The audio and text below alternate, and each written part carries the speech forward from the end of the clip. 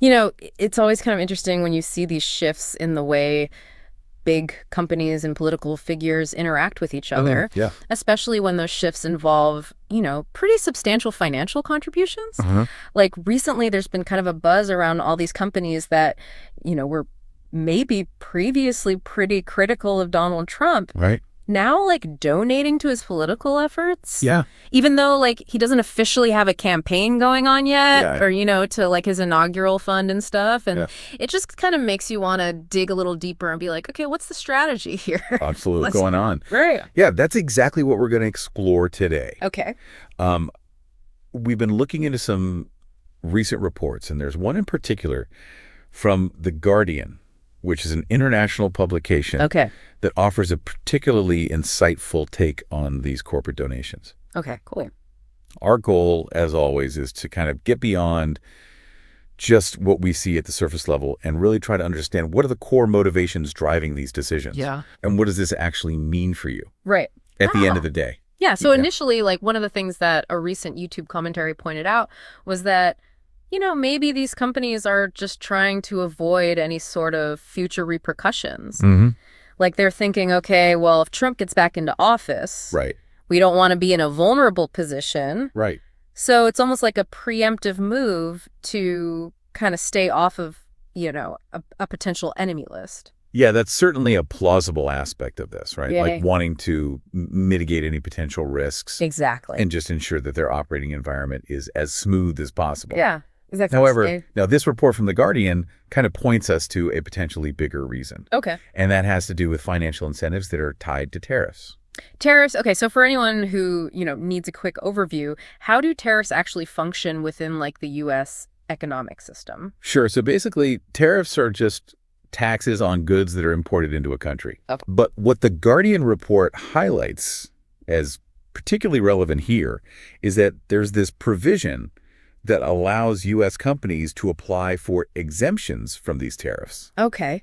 So if their application is successful, they Right. get put on like this exempt list, Got it. and they can continue to import certain goods without having to pay those extra costs. And this ties into what we're seeing now with these donations, right? Yeah. Like the report is kind of suggesting that a lot of these companies that are now donating to Trump are the same ones that were able to get those tariff exemptions Right. during his previous time in office. Exactly. So it seems like they might be revisiting a strategy that worked before. Exactly. They've seen how this can benefit them in the past. Right. And it's interesting because that YouTube commentary kind of went so far as to describe these donations as like legal bribery. Wow.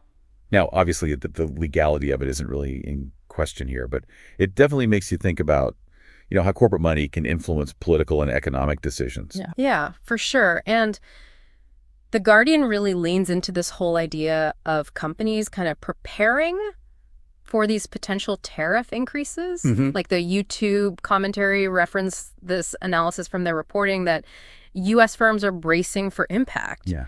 And contributing to the Republican Party is seen as, a way to increase their odds of avoiding these levies, Totally. which kind of paints a pretty clear picture of what their motivations might be. Yeah, it really does. And I think it's really important to understand the broader economic consequences of tariffs. Okay.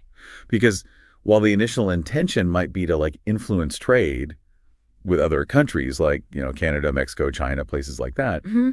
the companies that really feel the impact first are U.S. companies that import goods from those markets Right. Okay. because they're the ones who have to pay those duties directly. Gotcha. And as the report indicates, this can have a huge impact on Yeah.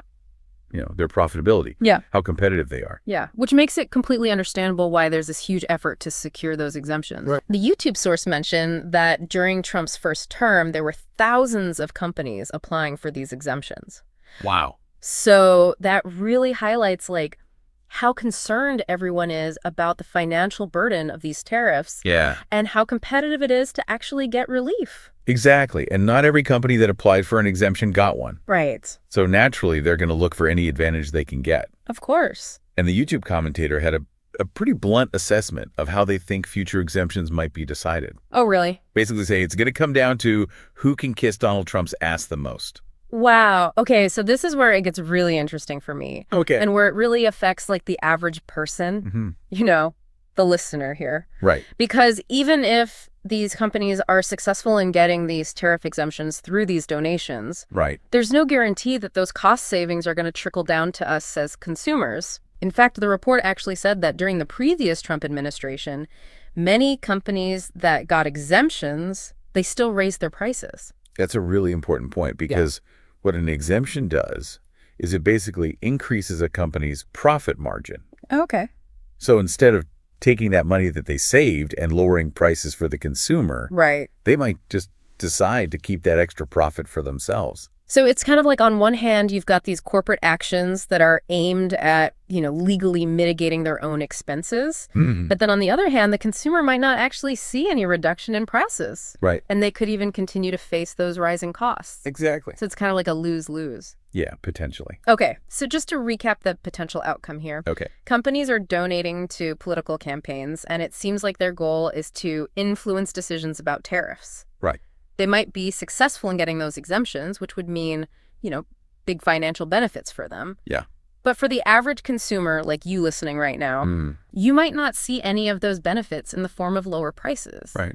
And you could even continue to see prices go up. It feels like a system where the advantages are very much tilted towards these companies. It really does. Yeah. So, this whole situation brings up some really important questions, doesn't it? For sure. Because, all of this is happening within the bounds of the law. Right. But it makes you think about, the bigger picture here. Like, what does it mean when corporations have this kind of influence over our economic policies? Right.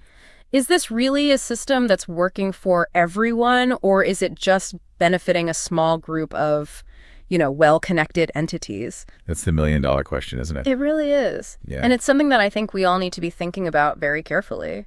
Absolutely. And, as we continue to navigate the complexities of economic policy and how it intersects with political influence, it's really important for us to understand how all these mechanisms work. So we encourage you to keep thinking critically about these issues and consider all the different perspectives involved as you come across these things in the news or just in your everyday life. That's great advice. Yeah, I think that's a really good place to leave it for today. I agree. Thanks for joining us for this deep dive. Absolutely. It was a pleasure being here. And we'll catch you next time. See you then. Bye.